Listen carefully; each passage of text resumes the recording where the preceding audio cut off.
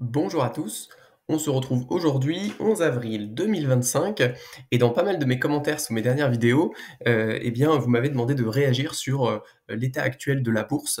Alors pourquoi j'ai pas fait de vidéo, rapidement sur, ce sujet? Puisqu'effectivement il y a pas mal de mouvements en bourse liés à la situation, géopolitique internationale. Alors la raison numéro un, et paradoxalement, c'est parce que je n'ai absolument aucune connaissance de, l'état du monde actuel. Je regarde très peu les informations en ce moment et donc, bien que j'ai vaguement entendu que Trump faisait des siennes, avec, les tarifs douaniers, j'ai globalement une compréhension très, faible et très, j'ai envie de dire superficielle de l'état actuel de la géopolitique et donc des prévisions qui pourraient en découler. Néanmoins, je trouve ça assez intéressant d'en parler, déjà pour vous faire un point d'étape en toute transparence et puis surtout, pour comprendre que la question de qu'est-ce qui se passe dans le monde, n'est pas une question si intéressante dès lors que, quelle que soit la réponse que l'on va apporter à cette question, eh bien, notre action ne changera pas. Qu'est-ce que je veux dire par là? Admettons, vous faites vos recherches. Vous faites vos recherches, vous avez l'impression de comprendre l'état du monde, de comprendre pourquoi ceci, pourquoi cela, pourquoi ça baisse, pourquoi ça monte, pourquoi il y a de l'incertitude. La question, c'est la suivante. Est-ce que votre projet d'investissement, votre position en tant qu'investisseur changera en fonction des informations que vous allez obtenir? Alors peut-être que pour vous la réponse est oui, puisque vous avez dans l'intention de timer le marché, potentiellement de dire bon bah voilà, j'estime qu'il va y avoir une période d'instabilité qui va mener à une baisse des marchés financiers pendant les 2 prochaines semaines, 2 prochains mois, 2 prochaines années en fonction de vos prévisions, et donc potentiellement adapter votre exposition au risque à ce moment-là. Néanmoins, ce n'est absolument pas ma position. Je suis à peu près certain que aujourd'hui, si je m'y intéressais et si j'essayais de comprendre et d'anticiper le marché, eh bien je serais très probablement perdant puisque pas assez malin pour prédire le futur. Donc c'est pour ça que je ne m'y intéresse pas et c'est pour ça que ça a finalement très peu d'importance pour moi. Néanmoins, on peut voir effectivement en toute transparence l'évolution des cours. On est sur une performance 2025 sur mon portefeuille qui a quasiment moins 16%. Avril a fait moins 10%. Concrètement, qu'est-ce que ça veut dire en termes de chiffres? On est à pas loin de 180 000 alors qu'on était à 220 000 il y a quelques semaines, quelques mois. Donc concrètement, en termes de valeur nominale, c'est une perte de 40 000 euros, qui est évidemment une perte absolument colossale pour beaucoup d'investisseurs. Et d'ailleurs, si on regarde d'un point de vue euro, sur les 5 dernières années de mon portefeuille, on voit que c'est une chute qui est probablement la chute la plus importante d'un point de vue nominal. Et c'est tout à fait normal, puisque finalement, c'est une chute qui est arrivée déjà au moment où j'ai le plus d'argent. C'est une chute qui arrive aussi, là on a l'impression que ça monte tout le temps parce que j'investissais de l'argent constamment, même dans les périodes de baisse. Or, ça fait quasiment plus d'1 an maintenant que j'investis plus. Donc, quand je prends la baisse, je prends la baisse. Je ne rachète pas à la baisse nécessairement puisque mon PEA est complet. Donc, effectivement, il y a cet effet-là qu'en valeur nominale, ça se voit d'autant plus. Euh, Si on voit en pourcentage, c'est peut-être un petit peu moins criant. Voilà. Alors néanmoins, ça reste une perte quand même très brutale. Alors on voit pas la perte effectivement de 2019, puisque moi mon portefeuille a commencé en 2020. Mais il faut comprendre que la perte de 2019, elle est d'amplitude bien plus violente que cette perte-là, hein. Puisque là, on est sur quoi, une baisse des marchés financiers de quoi, entre 15 et 25% en fonction de l'exposition de votre portefeuille. Le Covid, c'était 50% en une semaine. Donc voilà, on est quand même dans un ordre d'idée qui est quand même différent. Et néanmoins, je trouve que même si cette courbe peut faire très peur vue de loin, je trouve qu'elle est assez rassurante. Je trouve que les pertes comme ça, très brutales, très violentes, euh, sont moins, j'ai envie de dire, effrayantes que les pertes, j'ai envie de dire, plutôt progressives pendant des mois et des mois, avec des périodes pour le, enfin, des vrais inquiétudes quant à l'évolution du commerce et de la production de richesse en général, que ce soit parce que pandémie, que ce soit parce que inflation, que ce soit parce que guerre. Là aujourd'hui, de ma compréhension superficielle des choses, il n'en est absolument pas question. La question c'est plus qui, avec les barrières douanières, va plutôt tirer son épingle du jeu et être en positif.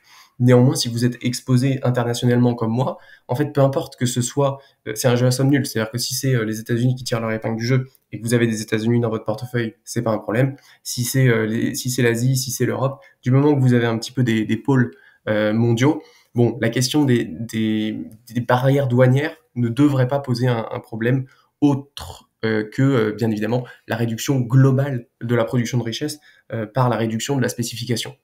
Euh, mais voilà, ça reste assez minime. Et encore une fois, je pense pour ma part ne pas être assez malin pour anticiper les résultats et ce qui va se passer, et encore plus de ce qui va se passer, quelles vont être les mouvements boursiers liés à ce qui va se passer, puisque parfois on peut avoir des réactions qui sont on ne peut plus surprenantes dans des périodes d'incertitude, avec des rebonds très inattendus et très violents.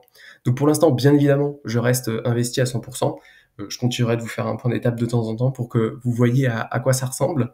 Comme je l'ai dit dans une vidéo précédente, cette baisse, ça reste une chance importante pour tous les investisseurs, les nouveaux investisseurs, parce que c'est l'occasion rêvée de voir si vous avez une tolérance au risque qui correspond à votre portefeuille.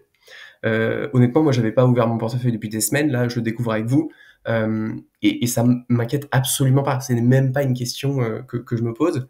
Si par contre, vous vous voyez effectivement avec une forme d'anxiété assez importante vis-à-vis de l'évolution de votre patrimoine boursier, là, effectivement, il faut réellement et profondément questionner votre rapport au risque, questionner votre exposition. Est-ce que vous devriez avoir moins d'actions dans votre portefeuille financier? Peut-être que la réponse est oui, peut-être que la réponse est non et que juste, voilà, comme toute personne qui commence à investir en bourse, bon, bah, vous regardez tous les jours l'état de votre portefeuille parce que c'est une forme de curiosité, qu'il y a une forme de nouveauté, mais peut-être que ça vous stresse pas outre mesure. Bon, ça, c'est vraiment la question à se poser. Et puis, ça rappelle aussi la question de l'horizon de temps, évidemment, parce que ça veut dire quand même une perte de ce type-là. Ça reste une perte qui prend du temps à récupérer. Parce que effectivement, même si les rebonds peuvent être rapides, probablement qu'il faudra des mois, peut-être des années, pour retrouver des plus hauts historiques. Donc ça veut dire concrètement que vous ne devez pas avoir besoin de cet argent dans les mois et les années à venir. Ça, c'est aussi quelque chose qu'il faut garder en mémoire. Donc voilà un petit peu pour le point. Si on regarde un petit peu plus en détail, alors je sais pas trop ce qu'a perdu principalement. Je pense que sur mon portefeuille, ça doit être probablement le ETF Leverage USA qui a dû perdre forcément énormément puisque c'est un ETF Leverage. Où est-ce que je peux voir ça? Il a fait combien? Oh, pas tant que ça. Ah, si, quand même, moins 35%. Ouais, c'est pas... Moins 35%. Moins 35% en un mois, ou est-ce qu'effectivement le double de la perte du S&P 500, donc rien d'incroyable. Les small cap qui replongent, ça c'est un peu la blague. Elles étaient finalement passées en positif sur la durée de détention. Bon là, ils replongent entièrement. Et l'Asie, ah oui d'ailleurs, on va regarder l'Asie en comparatif, parce que j'ai pas trop regardé. Qu'est-ce que dit l'Asie du coup sur les 3 derniers mois? Ah, ils ont tant que moins cher quand même, hein.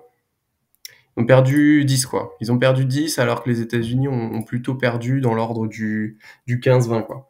Donc quand même une ligne qui permet d'amortir un petit peu le choc. La ligne pays émergent, même si on reste sur du négatif, c'est du négatif qui est inversement corrélé, donc un petit peu moins violent que les États-Unis. Donc voilà l'état du portefeuille aujourd'hui. On a aussi le compte titre ordinaire qui est juste là, qui est tout petit, qui a tank aussi bien évidemment, puisqu'on est à moins 13%. Donc là on est sur du WPEA vraiment standard. Donc moins 15% depuis le début de l'année, pareil, rien de particulièrement surprenant. On voit que la veille ça fait plus 4%, donc il y a quand même une volatilité qui est absolument immense. Et je le rappelle pour tous ceux qui veulent timer le marché, si vous loupez ces jours, là typiquement hier a priori ça a fait plus 4%, si vous loupez ces jours vraiment de grosses hausses, c'est très très dur de rattraper le coup ensuite. Donc attention à ce que vous faites si vous voulez timer le marché. J'ai eu des commentaires aussi de gens qui se félicitaient de dire ah j'avais vu que Trump allait faire ci donc j'ai vendu et j'ai racheté. Ok, enfin en fait j'ai envie de me je pense que c'est une mauvaise chose dans le sens où c'est une mauvaise chance en tout cas. Parce qu'en fait, si vous avez de la chance sur vos premiers coups de timer le marché, bah en fait, ça va vous conforter dans l'idée de continuer de timer le marché. Et en fait, tôt ou tard, vous allez vous casser les dents avec des sommes toujours plus importantes et vous risquez de vraiment le payer très cher. Alors qu'au fond, si vous timez le marché au début, quand vous investissez peu et que vous vous cassez les dents et que ça vous fait justement un peu la leçon, bah c'est pas plus mal. Donc voilà, attention quand même avec cette volatilité de pas trop jouer avec, sauf si vous êtes en mode casino et dans ce cas-là, c'est tout à fait respectable. N'hésitez pas à me dire en commentaire si vous avez des questions, mais voilà, pas grand chose à dire, on reste investi. Globalement, on regarde pas les infos parce que ça nous intéresse pas. Si ça vous intéresse, regardez. Mais je doute que vous devriez agir en conséquence d'un point de vue investissement. Ciao, à la prochaine!